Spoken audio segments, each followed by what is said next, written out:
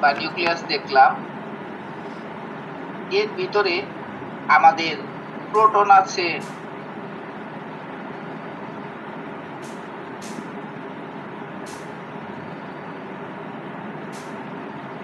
92টা আর Newton আছে 143টা। আমরা এই মনে করি যে এই যে সায়ান কালারের যেগুলো আঁকাচ্ছি এগুলো হচ্ছে নিউটন, এগুলোর সংখ্যা বেশি। বড় নিউক্লিয়াসটা বড় বোঝানোর জন্য আমি এটা দেখাইলাম। ছোট নিউক্লিয়াসের উদাহরণ যেমন ধরো হিলিয়াম, হিলিয়ামের ভিতরে এখানে আছে 2, এখানে আছে 4। তাহলে দেখো মাত্র 2টা প্রোটন, আর প্রোটন এবং নিউট্রনের যোগফল হচ্ছে 4। তাহলে এখানে নিউট্রন সংখ্যা হচ্ছে প্রোটন হচ্ছে 2টা আর নিউট্রন হচ্ছে 2টা, মানে ছোট্ট একটা নিউক্লিয়াস। বড় নিউক্লিয়াস গুলা যেহেতু নিউক্লিয়ার ফোর্স খুব শর্ট রেঞ্জ ফোর্স, অল্প ডিস্টেন্সের মধ্যে কাজ করে, কিন্তু এই বড় নিউক্লিয়াস গুলা অর্ডার এই ফেমটোমিটারের থেকে বড় হয়ে যাওয়ায় এই দূরে এদের বাইন্ডিং এনার্জি কম হয়, ফলে এই নিউক্লিয়াস গুলা স্বতঃস্ফূর্ত ভাবে ভেঙে যায় স্পন্টেনিয়াসলি। ইংরেজিতে তোমরা বলবা যে spontaneously ডিসইন্টিগ্রেট। The nucleus is spontaneously disintegrate and radiate alpha, beta or gamma ray, alpha particle, beta particle or gamma ray. This phenomena or this process, this effect is called the radioactivity. কোনো বড় nucleus স্বতঃস্ফূর্ত ভাবে ভেঙে, এই স্বতঃস্ফূর্ত spontaneous disintegration মানে হচ্ছে আমি কেউ কিছু করব না, রেখে দিছি, নিজে নিজে ভেঙে গেছে। একটা ডিম তুমি রেখে দিচ্ছ, নিজে নিজে ভেঙে গেছে। যদি কেউ ভাঙে তাহলে তুমি বলবা যে ডিমটা ওই ভাঙছে, কিন্তু যদি একটা ডিম রেখে দিচ্ছ নিজে নিজে ভেঙে যায় তাহলে তুমি কি বলবা? স্পন্টেনিয়াসলি ডিসইন্টিগ্রেট, নিজে নিজে ভেঙে গেছে। তাহলে তোমার যদি তুমি এটা সংজ্ঞায় লিখো তাহলে এটা এইভাবে লিখতে পারো। ডেফিনেশনটা আমি এখানে স্টার চিহ্ন দিয়ে লিখতেছি। এটা হচ্ছে রেডিও অ্যাক্টিভিটির definition. if any unstable, if যেটা সাদা দিয়ে লিখি, if any unstable nucleus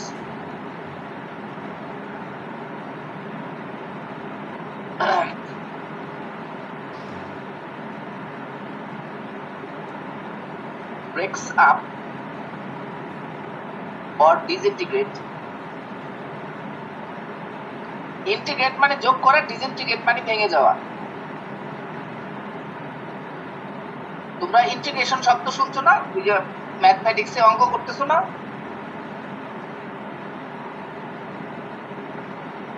G sir, শুনছি। এটাকে কি বলে? ইন্টিগ্রেশনকে কি বলে আসলে?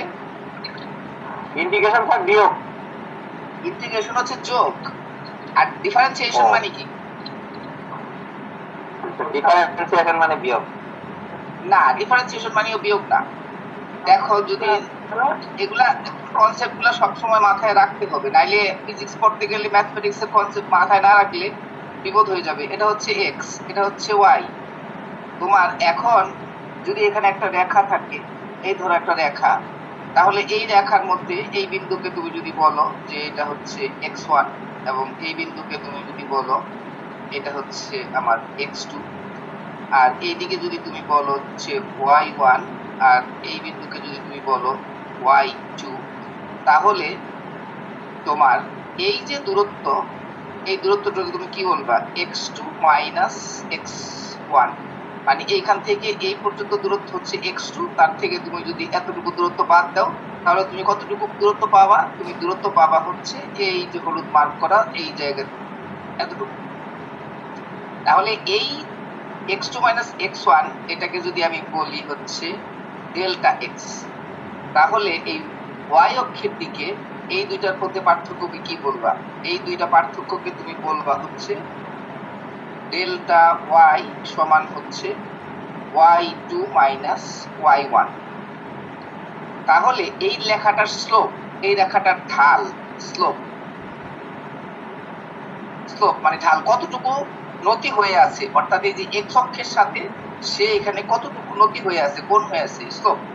এই স্লোপকে আমরা বলি লম্ব বাই অতিভুজ বা টেন থেটা, বা delta y by delta x. এখন এটা যদি এই পয়েন্ট দুটাকে যদি আমরা কাছে আনতে আনতে আনতে আনতে এত কাছে আনি যে এই যে x2 মাইনাস x1 মানে ডেল্টা এক্স এত কাছে আনি যে delta x tends to zero, almost zero হয়ে যাচ্ছে, তখন আমরা এই জিনিসটাকে এইভাবে লিখি যে limit delta x tends to zero delta y by delta x equal to হচ্ছে dy বাই dx। এইটাকে বলে হচ্ছে ডিফারেন্সিয়েশন। অর্থাৎ তুমি একটা রেখা y ইকুয়াল টু fx যদি তোমার একটা রেখা থাকে, এটা যদি আমাদের x, এটা যদি আমাদের y হয়, এটা যে কোনো একটা কার্ভ, এটা এই কার্ভের যে কোনো একটা বিন্দুতে তুমি যদি স্লোপ নিতে যাও বা ঢাল নিতে যাও, স্লোপ নিতে যাও, ধরো এটা y equal to f of x, তাহলে আমরা বাই ডেফিনেশন ডিফারেন্সিয়েশন মানে হচ্ছে dy by dx, that means এটা হচ্ছে df of x by d of x। এটা হচ্ছে ডিফারেন্সিয়েশন। অর্থাৎ একটা রেখা কোনো বিন্দুতে, প্রত্যেকটা বিন্দুতে তুমি যদি আলাদা আলাদাভাবে ঢাল নাও, এই রেখাটা তো স্ট্রেট লাইন, এটার যে কোনো জায়গায় যদি তুমি ঢাল নাও তাহলে ঢাল সমান হবে। কিন্তু যদি স্ট্রেট লাইন না হয়ে হয় তাহলে ভিন্ন ভিন্ন জায়গায় ভিন্ন ভিন্ন স্লোপ হবে। তাহলে এই যে একটা স্লোপ নেওয়াকে বলা হয় ডিফারেন্সিয়েশন। আর ইন্টিগ্রেশনটা হচ্ছে আবার যদি একটা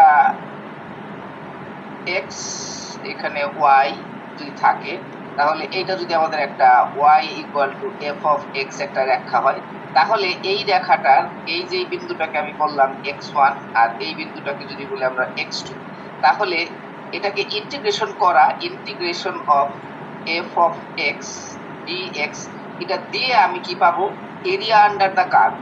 এইটার ভিতরে যেই এরিয়া আছে, আমি আচ্ছা এরিয়াটা যদি এইভাবে না করি, আমি যদি অন্যভাবে করি, আমি যদি এই রেখাটাকে ছোট ছোট এরকম এরিয়াতে ভাগ করি, ছোট ছোট এরিয়াতে ভাগ করি, অসংখ্য ডি অফ এক্স, প্রত্যেকটা আমি ডি অফ এক্স এরিয়াতে ভাগ করলাম, তাহলে এটাকে যদি আমি ইন্টিগ্রেশন করি x1 থেকে x2 লিমিটের ভিতরে, তাহলে এ আমাকে যা দিবে সেটা হচ্ছে এই রেখাটার ভিতরে, এই রেখাটার নিচে এই যতটুকু এরিয়া সে কাভার করছে এইটার ক্ষেত্রফল। অর্থাৎ আমি এখানে এই যে প্রত্যেকটা ছোট ছোট এরিয়া যদি আমি যোগ করি, এই ছোট এরিয়া, এই ছোট এরিয়া, এই ছোট এরিয়া, এই ছোট এরিয়া, এই ছোট এরিয়া, এই ছোট এরিয়া যোগ করি, তাহলে আমি হচ্ছে এই ইন্টিগ্রেশনের ফলাফলটা পাবো। তাহলে ইন্টিগ্রেশন হচ্ছে যোগ করা, আর ডিফারেন্সিয়েশন হচ্ছে যে একটা রেখার স্লোপ নেওয়া। কিরকম একটা রেখার স্লোপ নেওয়া? উদাহরণ, বাস্তব উদাহরণ হচ্ছে যে তুমি ভেলোসিটি বের করবা, তাহলে তুমি দূরত্ব জানো, একটা এরকম একটা কার্ভ আছে, তুমি সময় ভার্সেস ডিস্টেন্স আঁকাইলা, এরকম একটা রেখা পাইলা, তাহলে তুমি ভেলোসিটি ক্যালকুলেশন করতে চাচ্ছ, তাহলে এই রেখাটার স্লোপই হচ্ছে আসলে এটার ভেলোসিটি দিবে। তাহলে v equals to dx by dt, তাহলে স্লোপ নিলেই তুমি ভেলোসিটি পেয়ে যাচ্ছ। ঠিক আছে, তাই হোক, এটা আমি বললাম। তাহলে ডিসইন্টিগ্রেশন মানে এখানে হচ্ছে ভেঙে যাওয়া, ইন্টিগ্রেশন মানে হচ্ছে যোগ করা, ডিসইন্টিগ্রেশন মানে হচ্ছে ভেঙে যাওয়া। ডিসইন্টিগ্রেট স্পন্টেনিয়াসলি মানে স্বতঃস্ফূর্তভাবে নিজেই।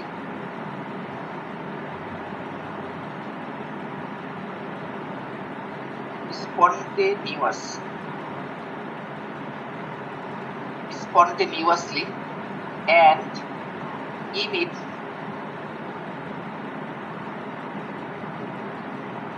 emits electromagnetic radiation. Electromagnetic radiation মানে হচ্ছে গামা রে। electromagnetic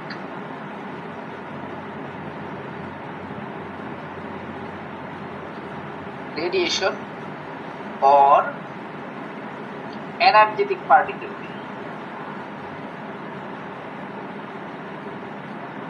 Energetic particle কি ধরনের এনার্জেটিক পার্টিকেল আমরা পড়ে আসছি একটু আগেই, আলফা আমরা ভাঙলে পরে আমরা ডিটা, alpha decay, beta decay, gamma decay পড়ে আসছি। তাহলে আলফা, বিটা অথবা তোমার কি বলে পজিট্রন, এগুলো ইমিশন করতে পারে। আমি উদাহরণ দিয়ে দুইটা নাম বললাম। এনার্জেটিক পার্টিকেলস অথবা চার্জড পার্টিকেলস। এগুলার ভিতর এই যে আলফার প্লাস চার্জ আছে, বিটার মাইনাস চার্জ আছে, energetic particle or charge particle resulting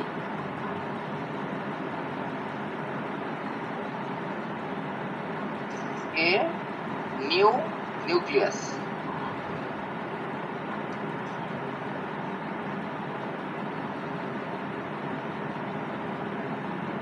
These phenomena অথবা আমি যদি দিস ফেনোমেনা নাও বলি, উপরে যেহেতু অন্যভাবে লিখে আসছি আমি এখানে বলতে পারি this process is known as radio activity.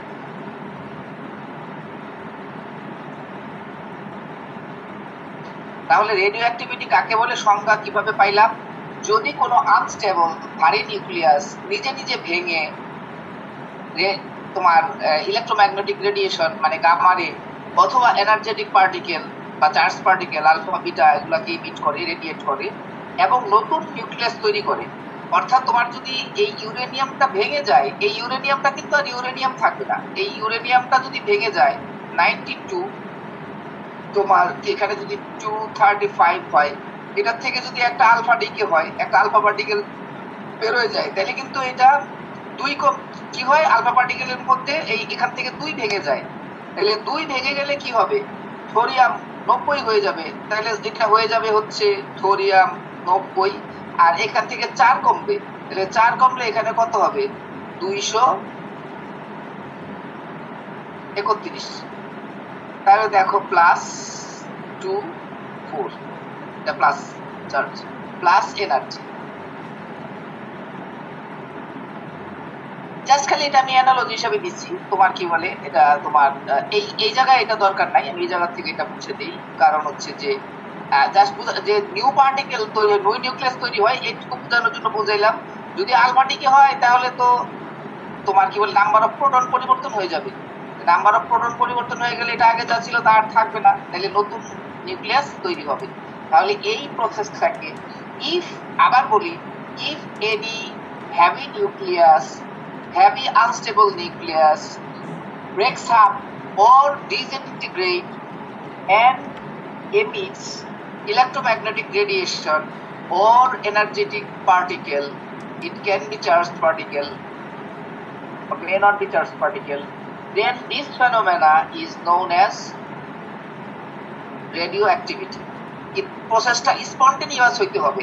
আমি বাইরের থেকে হুতা বাইরে এটাকে যদি ভাঙি তাহলে কিন্তু এটা রেডিও অ্যাক্টিভিটি না, নিজে নিজে ভেঙে যায় যেগুলো সেটাকে বলা হয় রেডিও অ্যাক্টিভিটি। হ্যালো হ্যালো, এই যে বাসায় ক্লাস নিচ্ছি একটা। হ্যাঁ স্যার বলেন। আচ্ছা আচ্ছা, হ্যাঁ আচ্ছা আচ্ছা, 1 মিনিট, ওই যে একটা ফোন আসছিল তো, সরি।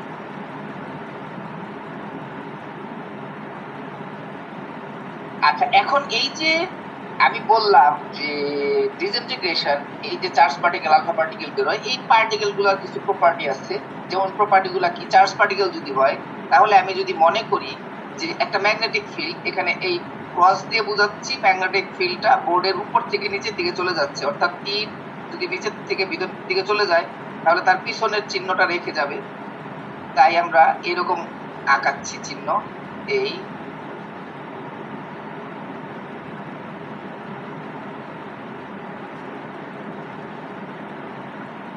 তোমার এটা ম্যাগনেটিক ফিল্ড বোঝানোর জন্য আমি আঁকাচ্ছি।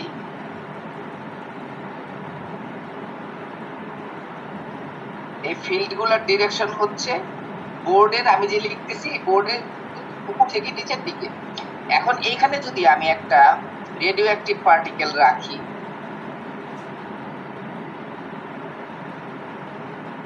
এটার মধ্যে একটা কন্টেইনারের ভিতরে এখানে সাম রেডিও অ্যাক্টিভ পার্টিকেল রাখলাম, এখন এটা যদি আলফা পার্টিকেল বের হয় তাহলে আলফা পার্টিকেল হিলিয়ামের নিউক্লিয়াস, তাহলে আলফা পার্টিকেল যেহেতু ভারী তাহলে আলফা পার্টিকেল কি হবে, এটাকে এই ফিল্ড এটাকে ডিফ্লেক্ট করতে পারবে কম, তার মানে এটা দূরে যাবে। এখন আলফা পার্টিকেল হচ্ছে পজিটিভলি চার্জ পার্টিকেল, এটা হচ্ছে আমাদের আলফা পার্টিকেল।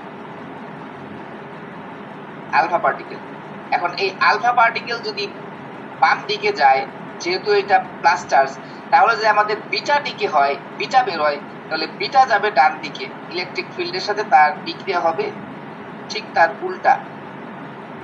এটা হচ্ছে আমাদের বিটা পার্টিকেল।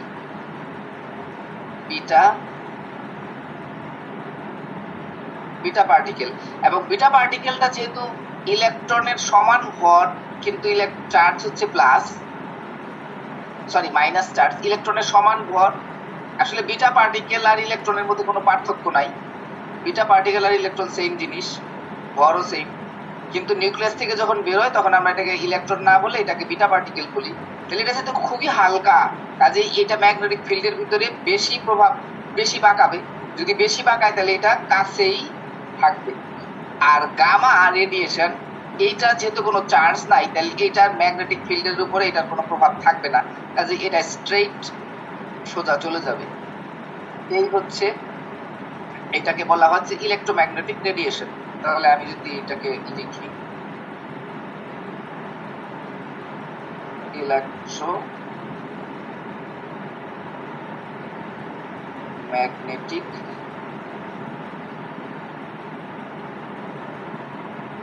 রেডিয়েশন, ঠিক আছে। আর এই বাক্সটা, এটাকে তোমরা বলবা যে লেড, সীসার বাক্স, সীসার তৈরি একটা লেড বক্স। কেন লেড বক্স? কারণ আমরা রেডিও অ্যাক্টিভ পার্টিকেল, যদি কোনো এরকম এলিমেন্ট থাকে যেটা নিজে নিজে ভেঙে যায়, যার থেকে গামা পার্টিকেল বা এক্স রে বের হয়, তাহলে এইটা মানুষের জন্য খুবই ক্ষতিকর। যেমন যেখানে তোমার এক্স রে করে, তার পিছনে মোটা সীসার পাত দিয়ে ওয়াল বানাইতে হয়, 46 ইঞ্চির লোহার পাত দিয়ে, এই সীসা দিয়ে তোমার শিল্ডিং তৈরি করতে হয়। এটা যদি শিল্ডিং না তৈরি করে, তাহলে এই তারা ওই তোমার ক্লিনিক তোমার এই এক্স রে বসানোর জন্য লাইসেন্স পাবে না। এটা বাংলাদেশ পরমাণু শক্তি কমিশন এই লাইসেন্সটা দেয়, যে এক্স রে, এবং মাঝে মাঝে মনিটর করে যে তাদেরকে যে নিয়ম নীতি মাইনে এক্স রে বসানো হতে বলা হয়েছে সেটা তারা মানছে কিনা, এটা মানুষের জন্য কোনো ক্ষতির কারণ হবে কিনা, ঠিক আছে। তখন এই সোর্স যদি থাকে, কোনো রেডিও অ্যাক্টিভ সোর্স যদি থাকে, তখন এটাকে ক্যারি করতে হলে এটা মোটা সীসার পাতের ভিতরে ক্যারি করতে হয়, কারণ এই গামারে 9 সেন্টিমিটার সীসার পাত পর্যন্ত ভেদ করে চলে যায়, আরো দূর পর্যন্ত চলে যেতে পারে, তবে মিনিমাম 9 সেন্টিমিটার হলে পরে, মোটামুটি 21 সেন্টিমিটার হলে পরে নিশ্চিত যেটা সীসার পাত এটাকে আটকাতে পারে। আচ্ছা, তাহলে আমরা রেডিও অ্যাক্টিভিটি জিনিসটা কি সেটা শিখলাম, আর স্পেসিফিক রেডিও অ্যাক্টিভিটির সংজ্ঞা সেটাও শিখলাম, যে একটা আনস্টেবল নিউক্লিয়াস ইলেকট্রোম্যাগনেটিক রেডিয়েশন দেয়, এবং পার্টিকেল, এনার্জেটিক পার্টিকেল বিকিরণ করে এবং নতুন নিউক্লিয়াস তৈরি করে, নতুন নিউক্লিয়াসে পরিণত হয় ওই নিউক্লিয়াসটা। তখন এই যে স্পন্টেনিয়াস যে প্রসেস, এই প্রসেসটাকে বলা হচ্ছে রেডিও অ্যাক্টিভিটি। এখন এই রেডিও অ্যাক্টিভিটি একটা কোনো ম্যাটেরিয়ালের অ্যাক্টিভিটি অনেক বেশি হইতে পারে, যে অনেক বেশি হারে ভাঙতেছে, আবার কোনোটা এত স্লো ভাঙতে পারে যে এটা ভাঙা টের পাওয়াটাই অনেক কঠিন কাজ। তাই এটাকে অ্যাক্টিভিটিকে মাপার জন্য যেই জিনিসটা আমরা হিসাব করি সেটাকে বলা হয়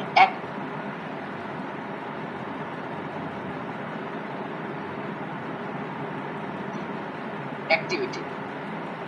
তাহলে আমরা কি দিব? প্রশ্ন, কোয়েশ্চেন। তোমরা কিন্তু এই যে ই করো না, এখানে কিন্তু এই যে এটা কোয়েশ্চেন, ডিফাইন রেডিও অ্যাক্টিভিটি, এটা কোয়েশ্চেন, ডিফাইন, অথবা give the definition of radioactivity, অথবা discuss about radioactivity. Sir এটাকে চিত্রটা, ইলেকট্রোম্যাগনেটিক রেডিয়েশন এর চিত্রটা সহ ডিফাইন করা লাগবে না? ডেফিনেশন যদি বলি তাহলে চিত্র দেওয়ার দরকার নাই, আর যদি বলি ডিসকাস রেডিও অ্যাক্টিভিটি তাহলে চিত্র দিবা। Okay sir.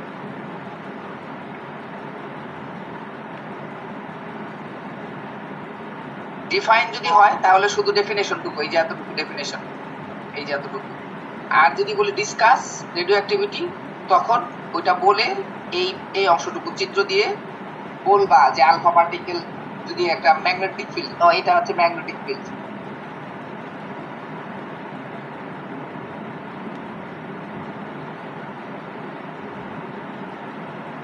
ম্যাগনেটিক ফিল্ডের ভিতরে যদি চার্জ পার্টিকেল যায় তাহলে সেটা সার্কুলার পথে সোজা যায় না, ঠিক আছে?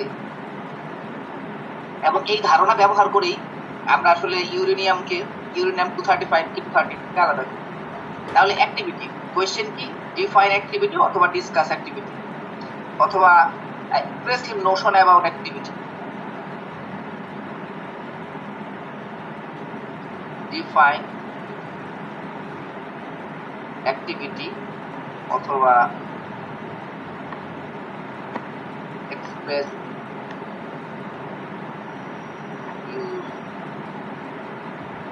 notion about activity। তোমাদেরকে গতকালকে তোমরা যারা ক্লাস করছো 22, 23, 24 জন বা 25 জন ছিলা, কিন্তু চ্যাট বক্সে 46 জন অ্যাটেন্ডেন্স দিছো।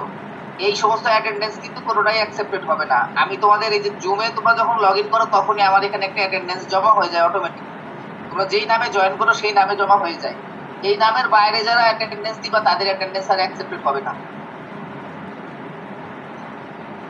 স্যার এটা কি লিখবেন? Express your notion, NOTION, notion. Notion মানে তোমার ধারণা।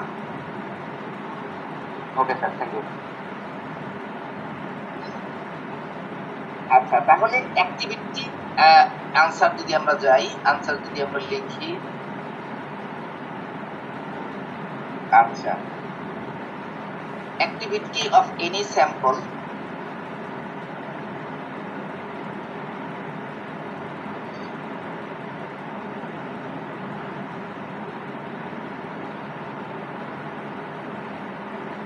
স্যাম্পল মানে হচ্ছে একটা nucleus, radioactive nucleus.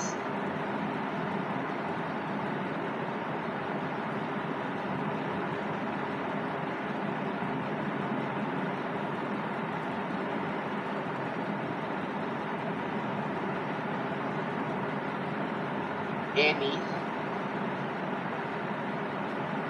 radioactive nuclei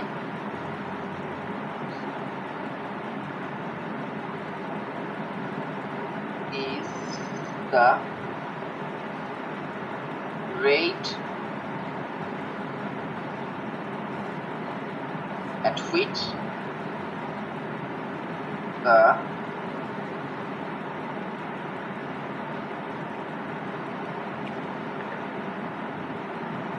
nuclei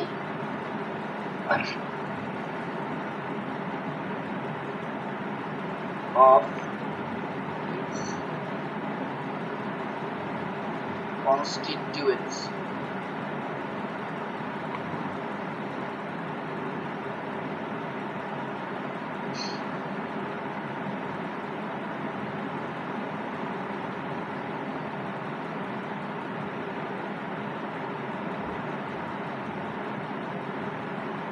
আচ্ছা, এইটা তো আমি ভাষায় লিখলাম, বিষয়টা এত কঠিন কিছু না। যদি একটা রেডিওঅ্যাক্টিভ নিউক্লিয়াস থাকে তাহলে এটা ভেঙে যাচ্ছে, তাহলে আসলে সেকেন্ডে কতটুকু ভাঙতেছে রেট যখন বলবা তখন রেট যেখানেই রেট আসবে সেটা হচ্ছে প্রতি সেকেন্ড। যেমন ধরো তুমি বাজারে যে জিজ্ঞেস করলা কলার রেট কত, দাম কত, রেট যখন জিজ্ঞেস করো তখন রেট বলতে বোঝাবে প্রতি ডজন, 1 ডজন কলার রেট কত, মানে যদি বলে 140 টাকা পার ডজন, মানে প্রতি ডজন দাম 140 টাকা। যদি বলো হালি 40 টাকা হালি, তার মানে প্রতি হালি হচ্ছে 40 টাকা, মানে রেট। রেট মানে হচ্ছে প্রতি একক, মানে এইখানে হচ্ছে রেট মানে হচ্ছে প্রতি 1 সেকেন্ডে একটা রেডিওঅ্যাক্টিভ নিউক্লিয়াস ভেঙে কয়টা নিউক্লাইড মানে হচ্ছে তার ভিতরে একটা নিউক্লিয়াসের ভিতরে যেই কণাগুলা থাকে এই কণাগুলাকে নিউক্লাইড বলে। তাহলে প্রতি সেকেন্ডে কয়টা নিউক্লাইড ভেঙে বাইরে বের হয়ে চলে আসে। এখন এটাকে আমরা ম্যাথমেটিক্যালি যদি বলি, মনে করো যে একটা নিউক্লিয়াসের মধ্যে at any time, ধরো at any time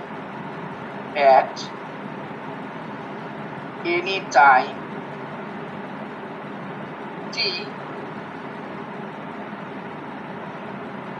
if there are n number of nuclei present, অর্থাৎ একটা টাইম, যে কোনো টাইম ধরো এনি টাইম বলতে বলেছি, মনে করে জাস্ট 12টাতে দেখলা, 12টা 1 মিনিটে দেখলা, একটা সময় দেখলা, মানে এনি ইনস্ট্যান্ট অফ টাইম তুমি একটা সময় দেখলা যে এটার মধ্যে 500 নিউক্লিয়াস আছে। কিছুক্ষণ পরে তুমি দেখলা যে না, এটা ভাঙা 499টা হয়ে গেছে, বা তোমার কি বলে এই তোমার আরো কমে 480টা হয়ে গেছে। তাহলে তুমি অ্যাক্টিভিটি ডিফাইন করবা কিভাবে? দেন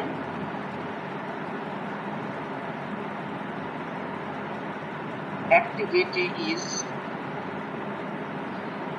defined as, এই যে আমি উপরের কথাটা, এই যে উপরের যে কথাটা বলছি, এই কথাটাই এখন ম্যাথমেটিক্যালি বলতে যাচ্ছি।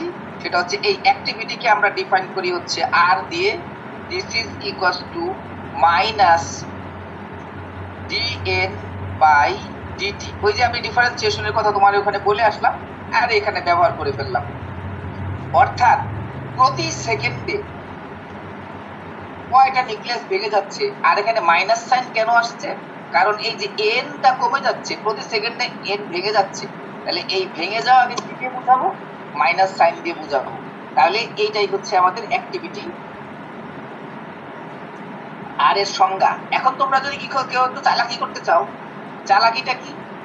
তুমি যদি বলো যে we define activity with the symbol R, তাহলে আর হচ্ছে আমাদের activity. Then activity is defined as R equals to, এই জায়গায় হচ্ছে number of particle, number of বা nuclide at any time t, আর এটা হচ্ছে small time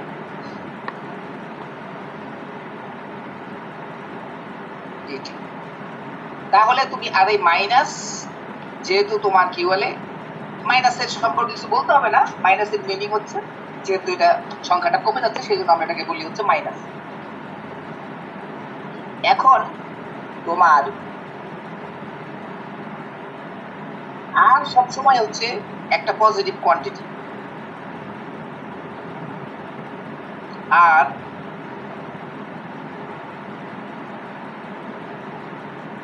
always a positive quantity. তার মানে কি, আর যদি পজিটিভ কোয়ান্টিটি হয় তাহলে এই যে dn/dt এইটাকে ডিফারেন্সিয়েশন করার পরে বা এটা রেট নেওয়ার পরে তুমি একটা নেগেটিভ ভ্যালু পাবা, তাহলে ওই নেগেটিভ আর এই নেগেটিভ মিলে পজিটিভ হয়ে যাবে। কেন এটা পজিটিভ কোয়ান্টিটি? কারণ হচ্ছে প্রতি সেকেন্ডে 5টা নিউক্লিয়াস ভেঙে যাচ্ছে, প্রতি সেকেন্ডে 10টা নিউক্লিয়াস ভেঙে যাচ্ছে, এটা কিন্তু তুমি কোয়ান্টিফাই করতে পারবা। কিন্তু তুমি যদি বলো যে প্রতি সেকেন্ডে -5টা নিউক্লিয়াস ভেঙে যাচ্ছে, তাইলে এইটার কোনো ফিজিক্যাল সিগনিফিকেন্স নাই। তুমি বললে তোমার কাছে -10 টাকা আছে, তার মানে আসলে তোমার কাছে কোনো টাকা তো নাই, তোমার কাছে আরো একজন 5 টাকা 10 টাকা পায়, তাই না? তাহলে প্রতি মিনিটে মাইনাস ভেঙে যাচ্ছে, এটার মানে নাই। তাহলে যেহেতু এটা কমে যাচ্ছে, তাহলে এই কমাটার মধ্যে থেকে একটা মাইনাস আসবে আর এই মাইনাস মিলে এটা প্লাস হয়ে যাবে। এখন ডেফিনেশন, এসআই ইউনিটে এটা ইউনিট এই তোমার এটা মাপ বা কি এককে, এটার এসআই একক হচ্ছে ইন্টারন্যাশনাল। এসআই একক মানে হচ্ছে international unit. SI unit of activity is becquerel, q becquerel। এই becquerel যখন আমি ছোট হাতের লিখবো তখন বুঝতে হবে যে এটা এই অ্যাক্টিভিটির ইউনিট becquerel। আর এই becquerel লিখতে গিয়ে যদি আমি বি কে ক্যাপিটাল দিয়ে লিখি তাহলে বুঝতে হবে এইটা বিজ্ঞানী becquerel-এর নাম। ঠিক আছে? তাহলে 1 becquerel সমান কত? 1 becquerel বেকরেল সমান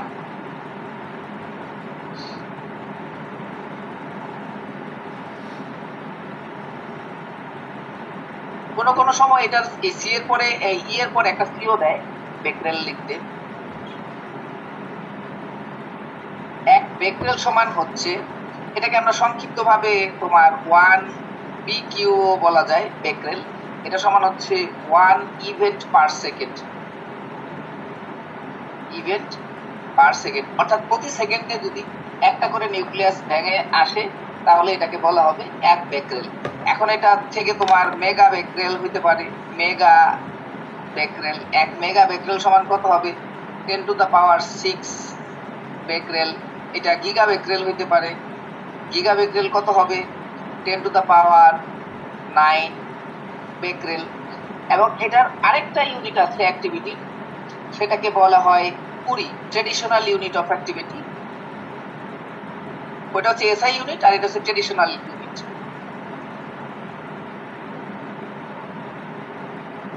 ট্রেডিশনাল ইউনিট অফ অ্যাক্টিভিটি এটা হচ্ছে কুরি। এই কুরিও আবার ছোট হাতের লিখলাম, যদি বড় হাতের কুরি লিখি তাহলে বুঝতে হবে এটা বিজ্ঞানী মাদাম মেরি কুরির কথা বলছি। আর যদি কুরি ছোট হাতের কথা লিখি তাহলে বুঝতে হবে যে কুরি হচ্ছে অ্যাক্টিভিটির একক। কুরি এটাকে আমরা তোমার আই সিম্বল দিয়ে প্রকাশ করি। তোমার এই কুরির ডেফিনেশন আছে, সেটা হচ্ছে যে 1 gram of radium, 1 gram radium. Radium মানে কত? 88,266 রেডিয়াম। রেডিয়াম হচ্ছে 88 হচ্ছে এটার প্রোটন নাম্বার, আর 226 অর্থাৎ 226 হচ্ছে এটার নাম্বার অফ, এটা মাস নাম্বার। এখন তোমার 1 গ্রাম রেডিয়াম, তোমার 1 গ্রাম রেডিয়ামের যা অ্যাক্টিভিটি, তাহলে অ্যাক্টিভিটি অফ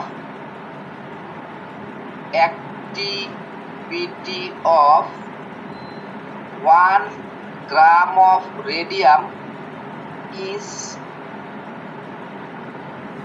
defined as 1 কুরি।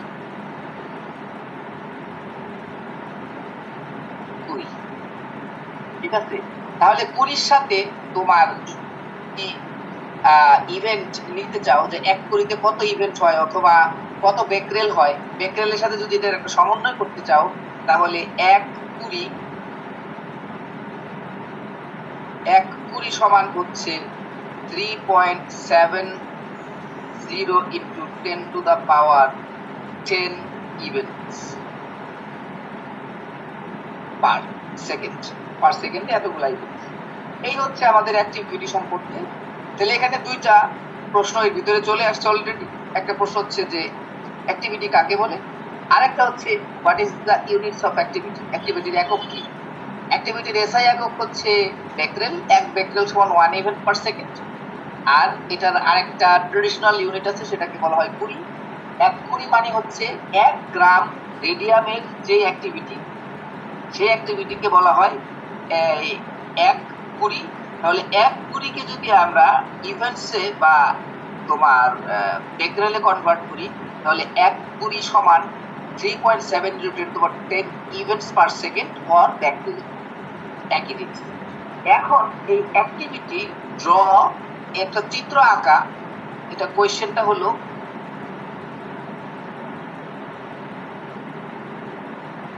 এখানে কিন্তু খুব সহজ সহজ কিছু চিত্র আঁকার কথা আমি তোমাদেরকে প্রশ্ন হিসেবে বলছি। ড্র কার্ভ ফর, অথবা draw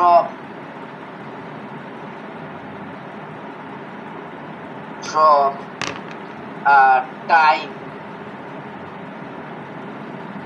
versus activity curve, time versus activity curve আঁকো। তাহলে এটা কিভাবে তোমরা আঁকাবা? অ্যান্সার খুব সহজ। আমরা যদি প্রথমে হচ্ছে অক্ষ আঁকি, এটা হচ্ছে আমাদের অ্যাক্টিভিটির অক্ষ আর এটা হচ্ছে আমাদের টাইমের অক্ষ। তাহলে এইদিকে হচ্ছে আমার টাইম। টাইম আমরা কিসে মাপবো? টাইম আমরা টি বললাম ঘন্টায়, আওয়ার। তাহলে আমি যদি এখানে ধরো 5, এখানে যদি আমাদের হয় 10, এখানে যদি হয় আমাদের 15, 5, 10, 15, এখানে যদি হয় 20, এরকম আরো সোন। আর এইখানে আমার অ্যাক্টিভিটি কিন্তু যতই ভাঙতে থাকবে, প্রথমে ধরো এটার অ্যাক্টিভিটি 100% থাকবে, তারপরে আস্তে আস্তে কমে 50%, 20%, 30%, 1%, এইভাবে কমতে থাকবে। তাহলে আমি যদি এখানে বলি হচ্ছে 25%, এখানে হচ্ছে আমাদের 50%, এখানে হচ্ছে আমাদের 75%, এখানে হচ্ছে আমাদের 100%। তাহলে এখানে হচ্ছে আমাদের 100%। ঠিক আছে, একটু করতে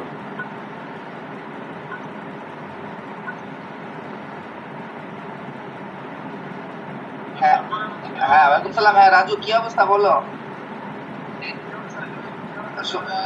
না, শরীর আজকে আলহামদুলিল্লাহ ভালো আছে। তবে ওই যে অনলাইন ক্লাস, শুক্রবারের ক্লাসটা আজকে নিচ্ছি আর কি। শনিবারের ক্লাস শুক্রবারটা কালকে নিচ্ছি, আজকে শনিবারেরটা নিচ্ছি অনলাইন। হ্যাঁ বাসায় ওই অনলাইন ক্লাস নিচ্ছি। হ্যাঁ বলো বলো বলো। এখন নাই। হ্যাঁ না না না, এখন ওই যে তোমার কি বলে ইসে চলে গেছে, তোমার কোন কলেজে যেন ট্রান্সফার হয়ে গেছে। ও হচ্ছে তিতুমির কলেজে গেল নাকি কোন কলেজে যেন গেল, অনেকদিন যোগাযোগ নাই। তিতুমির কলেজে গেছিল লাস্ট যখন আমার সাথে কথা হয়েছিল করোনার সময়, তখন তিতুমির কলেজে ছিল। সাসপেন্ড হয়ে গেছিল কোনো কারণে।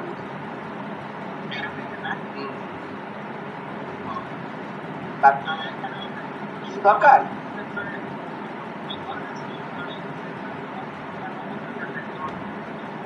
আচ্ছা, ও মাসুদ তো ওখানে যায়, এখন আমি যাই না, ওর সাথে ইন্টারাকশন আছে কিনা।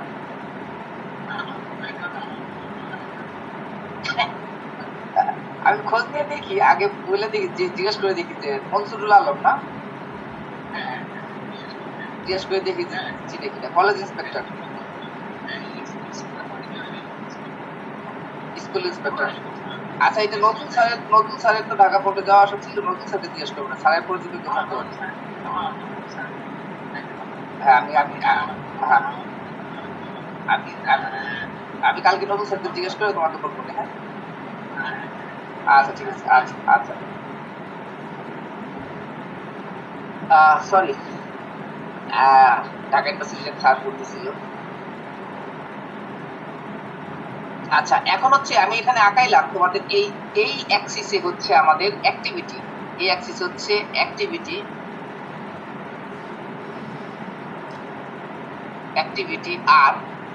আর এই অ্যাক্সিস হচ্ছে আমাদের টাইম। এখন শুরুতে এট টাইম যখন t = 0 তখন আমার অ্যাক্টিভিটি ছিল ম্যাক্সিমাম।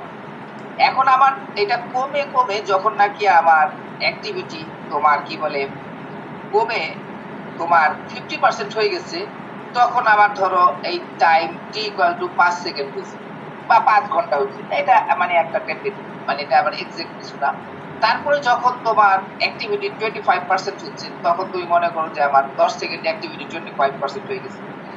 তারপর আস্তে আস্তে এটা কমে তোমার কি বলে তোমার আস্তে আস্তে কমে এক্সপোনেনশিয়াল ডিকে হয়ে যাচ্ছে। তাহলে জিনিসটা কিরকম হবে? ছবিটা এরকম হয়ে অর্থাৎ ইনফিনিটিতে যে এটা 0 হয়ে যাবে। অর্থাৎ এই যে ডিকেটা হচ্ছে একটা এক্সপোনেনশিয়াল ফল। এক্সপোনেনশিয়াল ফল মানে কি? এটা জীবনেও জিরোতে যাবে না। জীবনে জিরোতে যাবে না মানে কি? তুমি যদি দেখো এক্সপোনেনশিয়াল, তোমরা জানো এক্সপোনেনশিয়াল অফ সামথিং, ধরো এক্সপোনেনশিয়াল অফ x, এইটা ভ্যালু জিরো কখন হবে? এই ধরো এইদিকে হচ্ছে আমাদের এক্স, এটার ভ্যালু তখনই জিরো হবে যখন এই এক্স এর মান ইনফিনিটি হবে। সামথিং পাওয়ার ইনফিনিটি যদি হয় তাহলে হচ্ছে এই ই টু দ্য পাওয়ার এক্স এর ভ্যালু জিরো হবে, আদারওয়াইজ এটা জিরো হবে না। কাজেই আমি যদি এই অ্যাক্টিভিটি কোনো একটা রেডিও অ্যাক্টিভ ম্যাটেরিয়ালের অ্যাক্টিভিটি জিরো বানাইতে চাই তাহলে এই টাইম আমার পার হয়ে যাবে অসীম সময়। কারণ হচ্ছে জীবনে কোনোদিন এটার অর্ধেক শেষ হবে না। তোমাকে আমি যদি একটা অ্যানালজি দিই, ধরো তোমরা মনে করো যে একটা তোমাদেরকে একটা ধাঁধা যদি জিজ্ঞেস করি, ধরো একটা রাস্তা তোমার 2 কিলোমিটার, ঠিক আছে, 2 কিলোমিটার। তুমি প্রতিদিন অর্ধেক অর্ধেক রাস্তা পারো না। অথবা আমি যদি বলি যে প্রথম দিন তুমি এই 2 কিলোমিটার রাস্তা চলে যাবা, ধরো তুমি 2 ঘন্টা সময় নিলা, ঠিক আছে। এর পরের দিন তুমি অর্ধেক রাস্তা যাবা একই ভেলোসিটিতে, তাহলে তুমি ধরো এই 2 ঘন্টা, এটা তুমি ধরো অর্ধেক গেলা 1 ঘন্টায়। তাহলে এর পরের দিন তুমি যদি তার অর্ধেক যাও, তোমার ধরো আধা ঘন্টায় গেলা। এরকম করে করে তুমি যদি প্রতিদিন অর্ধেক অর্ধেক কমাইতে থাকো তাহলে তোমার এই zero distance, x equal two zero distance আসতে তোমার কতদিন সময় লাগবে?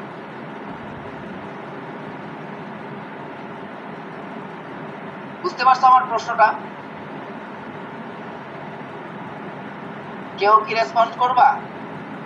স্যার অনেক সময় লেগে যাবে। কত সময়? প্রতিদিন তার অর্ধেক, যেদিন যাবা তারপরে তার অর্ধেক যাবা, এভাবে করতে zero x equal two zero আসতে কতদিন সময় লাগবে? 5 দিন লাগবে। কয়দিন? 5 দিন। তাহলে তুমি দেখো এই যে 1 কিলোমিটার আসছো, তাহলে তারপরের দিন 1 কিলোমিটার, তারপরের দিন হাফ কিলোমিটার, তাহলে তারপরের দিন তুমি আসবা হতো কত? হাফের অর্ধেক কত? Quarter, 1/4 kilometre. তারপরের দিন তুমি আসবা হচ্ছে তোমার এই কোয়ার্টারের অর্ধেক, 1/8 কিলোমিটার। তাহলে 5 দিন তো এখানে হয়ে গেল, 1 2 3 4 5 দিন হয়ে গেল, তো আসতে পারলো না। স্যার আপনি তো বললেন যে এটা শেষ হবে না। হ্যাঁ, এটা জীবনেও শেষ হবে না, এটা তো কালেও তুমি জিরোতে আসতে পারবে না। কারণ প্রতিদিনই যখন নাকি ওই যে হাফ আসবা, একদম ছোটর হাফ, তারও তো হাফ হবে, তারও তো হাফ করে করে ওই হাফটা অনেক ছোট হয়ে যাবে। কাজে তুমি কোনোদিনই এটা জিরোতে পৌঁছতে পারবে না। এটাকে বলে এক্সপোনেনশিয়াল এক্সপোনেনশিয়াল। এই জন্য আমরা কোনো কিছুকে এক্সপোনেনশিয়াল গ্রোথ বলি না, এক্সপোনেনশিয়াল। এক্সপোনেনশিয়াল গ্রোথ হলে কি হবে? গ্রোথটা আস্তে আস্তে যে হঠাৎ করে শুট করে যাবে, অনেক উপরে উঠে যাবে। আর এক্সপোনেনশিয়াল ডিকে হলে ডিকে হয়ে হয়ে হয়ে হয়ে হয়ে হয়ে একদম তোমার যখন নাকি ট্রাজেক্টরি এটা একদম ইনফিনিটি অসীম দূরত্বে যে জিরো হবে। এর আগে প্রথমে কিন্তু ফলটা দেখো 100 থেকে 50-এ আসতে কিন্তু দ্রুত চলে আসছে, তারপর থেকে তার অর্ধেক আসতে কিন্তু আরেকটা লম্বা সময় নিচ্ছে, তারপরে বাকি অংশ যেতে আরো লম্বা সময়, আরো লম্বা সময়, ভাবে কোনোদিন শেষ হবে না। দেখলে মনে হয় যে এটা তো হয়ে যাবে, শেষ হবে না, কোনোদিন শেষ হবে না। এটাকে বলে এক্সপোনেনশিয়াল ডিকে। তাহলে আমাদের যদি আমরা অ্যাক্টিভিটিকে ছবি আঁকি, জাস্ট শুধু ছবি এঁকে বর্ণনা করতে বলছি, তাহলে তুমি সময় আঁকাবা, যেমন 5 মিনিট, 10 মিনিট, 15 মিনিট। তাহলে প্রথম যখন t ইকুয়াল টু 0, মানে প্রথম যখন তুমি শুরু করছিলে তখন তুমি যে কটা অক্ষত ভাঙে নাই নিউক্লিয়াস ছিল তাকে তুমি 100% ধরলা, তাহলে এই 100% তার অর্ধেক ধরো 100টা নিয়ে শুরু করলা, তাহলে 100টা নিউক্লিয়াই ভেঙে 50টা হইতে যে সময় লাগে এটাকে বলা হয় হাফ লাইফ, টি হাফ। কোনো নিউক্লিয়ার রেডিওঅ্যাক্টিভ নিউক্লিয়াসের মেজারমেন্ট হচ্ছে হাফ লাইফ দিয়ে। কোনো হাফ লাইফ হাজার হাজার বছর, যেমন কার্বনের হাফ 100 সামথিং, 173 বা এরকম সামথিং। তাহলে এই কার্বন মানে যেটা রেডিওঅ্যাক্টিভ কার্বন 630 বা 614, তাহলে এই কার্বনের রেডিওঅ্যাক্টিভ কার্বন রেট, এটা দিয়ে আমরা কিন্তু অনেক পুরানো ধর একটা ফসিল পাইলাম, ওই ফসিলের বয়স কত নির্ধারণ করি কিভাবে? এই রেডিওঅ্যাক্টিভ কার্বনের রেডিওঅ্যাক্টিভিটি দিয়ে। কার্বন ডেটিং নাম শুনছো না? কার্বন ডেটিং, যে অনেক পুরানো জিনিসের বয়স কিভাবে বের করে, সেটা হচ্ছে এই কার্বন ডেটিং এর মাধ্যমে। যাই হোক, এখানে শুধু ছবিটা আঁকানো। তাহলে দেখো যে ভেঙে অর্ধেক হইতে একটা সময় লাগলো, তারপরে এটা 25% হইতে তোমার কি বলে কতটুকু সময় লাগলো, তারপরে এটা 12.5% হইতে কতটুকু সময় লাগলো। দেখবা যে তোমার এই ডিকেটা হবে এক্সপোনেনশিয়াল ডিকে। তাহলে এখানে শুধুমাত্র আমরা অ্যাক্টিভিটির সংজ্ঞা দেখলাম এবং সময়ের সাপেক্ষে অ্যাক্টিভিটির যদি ছবি আঁকি তাহলে ছবিটা কিরকম হবে। এরপরে হচ্ছে আমরা আসবো অ্যাক্টিভিটি ল।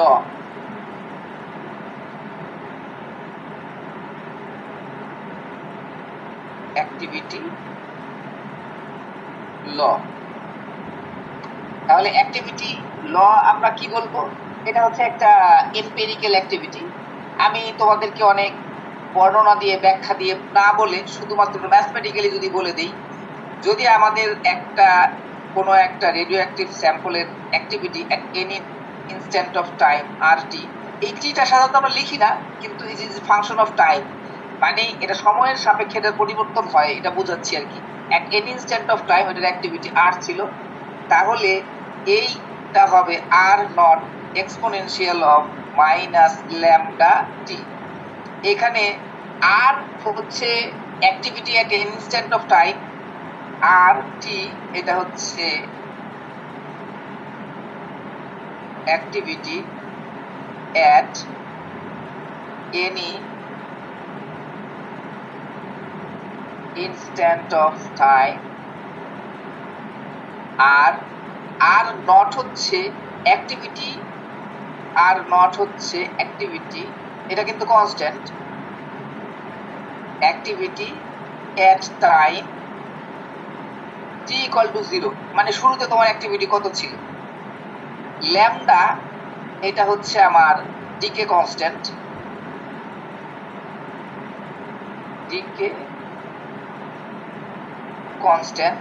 আর টি হচ্ছে আমার টাইম অ্যাট এন ইনস্ট্যান্ট। তাহলে এই এতটুকু আমাদের অ্যাক্টিভিটি ল। তাহলে এটা কি, প্রশ্নটা কি হবে? স্টেট অ্যাক্টিভিটি ল।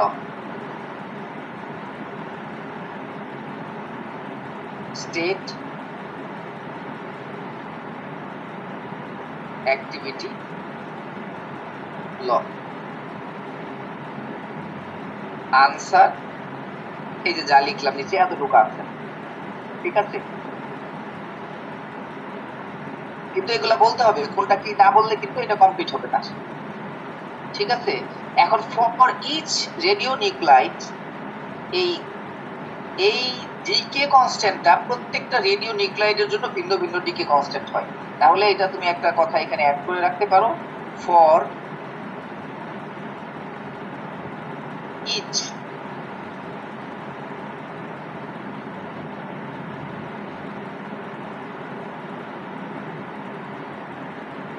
radionuclide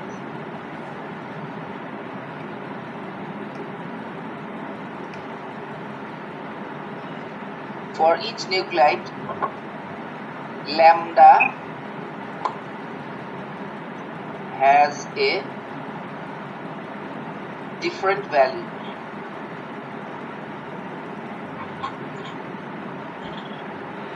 Different value, মানে প্রত্যেক রেডিও নিউক্লিয়েডের জন্য এই ল্যামডার একটা নির্দিষ্ট ভ্যালু আমরা পাবো। এখন ছোট ছোট জিনিসের মধ্যে কিন্তু যাচ্ছি, এরপরে আমরা বড় জিনিসের মধ্যে যাব। যেমন ধরো এখন যাব হচ্ছে হাফ লাইফ কি জিনিস।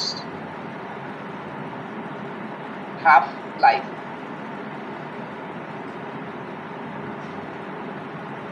আমরা অলরেডি বলে আসছি। কাকে বলে হাফ লাইফ? একটা রেডিও নিউক্লাইডের অ্যাক্টিভিটি তার অর্ধেক হইতে, শুরুতে যা ছিল তার অর্ধেক হইতে যতটুকু সময় লাগে তাকে বলে হচ্ছে হাফ লাইফ। তাহলে এটা হচ্ছে সংজ্ঞা হাফ লাইফের। আর এখান থেকে আমরা ফাইন্ড অথবা derive the expression for half life, এটা হচ্ছে ব্রড কোশ্চেন। ডিরাইভ, আচ্ছা হাফ লাইফের সংজ্ঞাটা দিয়ে নিই, তারপরে বলতেছি।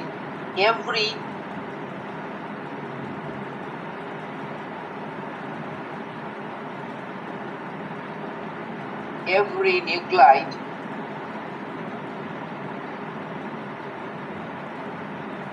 has a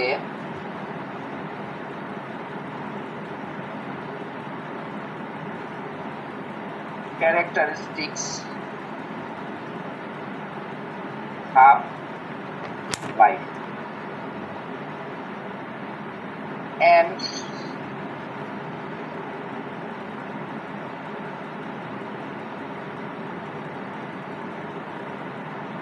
some have very short half-life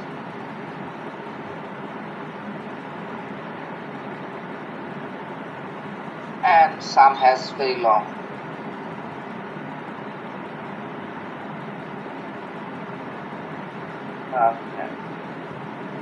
Very long half-life. আচ্ছা, তাহলে হাফ লাইফকে সংজ্ঞায়িত করবো কি করে? সংজ্ঞায়িত হচ্ছে যে time required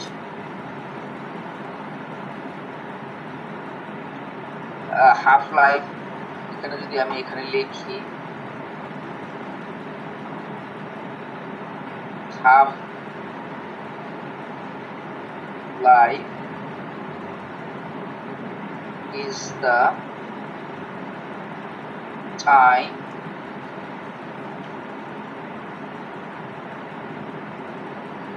required to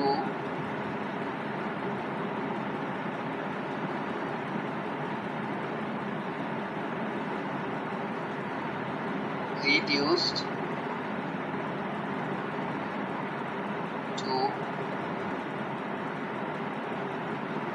half value of its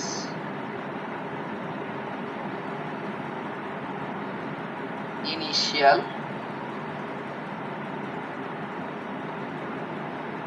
activity. তাহলে কোনো একটা বস্তুর অ্যাক্টিভিটি কমে তার ইনিশিয়াল অ্যাক্টিভিটির অর্ধেক হতে যতটুকু সময় লাগে এই সময়কে বলা হয় হাফ লাইফ। এখন ব্রড কোশ্চেনটা তোমাদেরকে বলে দিই। ব্রড কোশ্চেনটা হচ্ছে ডিরাইভ কিউ। ব্রড কোশ্চেন মানে 3 মার্ক বা 4 মার্কের। ব্রড কোশ্চেন মানে যে অত বড় তা না। Derive the expression for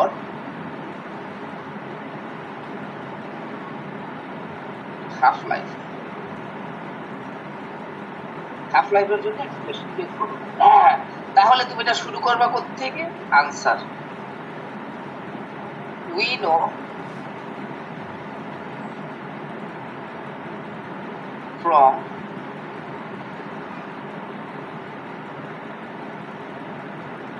activity law. কি জানি আমরা অ্যাক্টিভিটি ল থেকে? আমাদের আর ইকুয়াল টু হচ্ছে R naught exponential of minus lambda T, এটাকে বললাম 1 নাম্বার ইকুয়েশন। তাহলে at half life when according to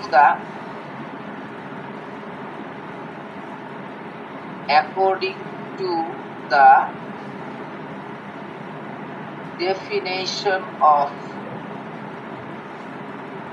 half-life, that is when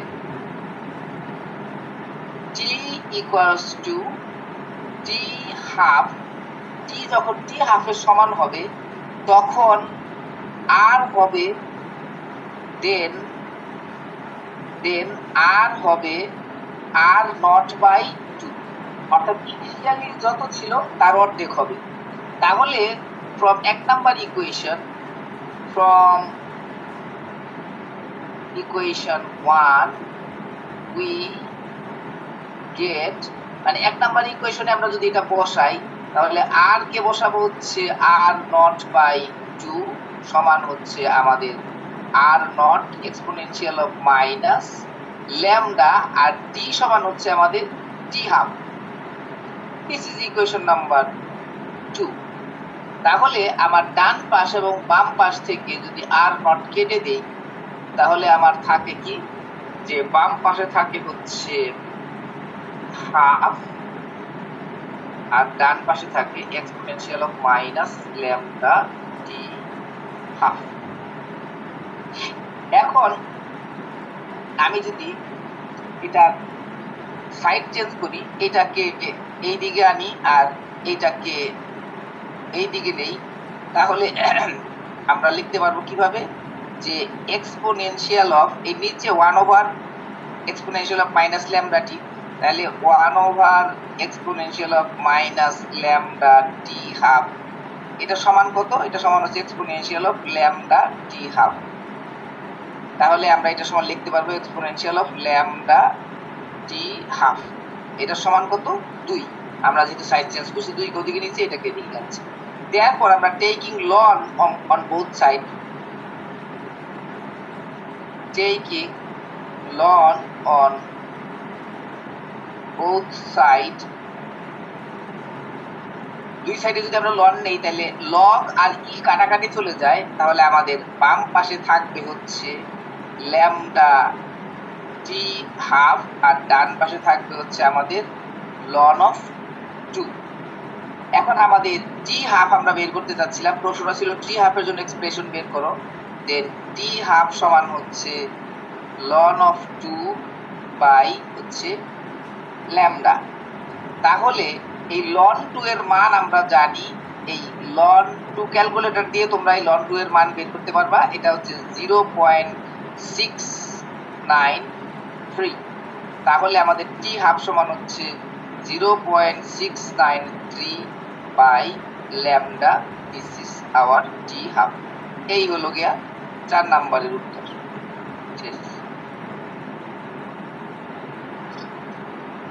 clear, বুঝা গেছে? স্যার এখানে লিখছেন taking ln on both side, sir এখানে তো এক সাইডে লন নেন নাই। কোন সাইডে লন নেই? নেই এই যে আপনার যে সাইডে আপনার আছে ল্যামডা, এই যে তোমার এটার ই এক্সপোনেনশিয়ালের উপরে তোমার কি বললাম, লগ যদি এক্সপোনেনশিয়াল যদি থাকে, এক্সপোনেনশিয়াল অফ এ, এটার সাথে যদি তুমি লন নাও তাহলে এই লন আর এক্সপোনেনশিয়াল কাটাকাটি যে এটা সমান হয় এ, এটা লগের সূত্র।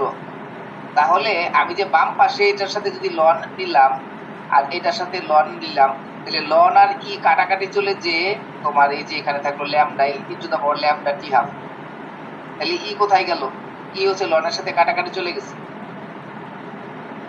বুঝা গেছে?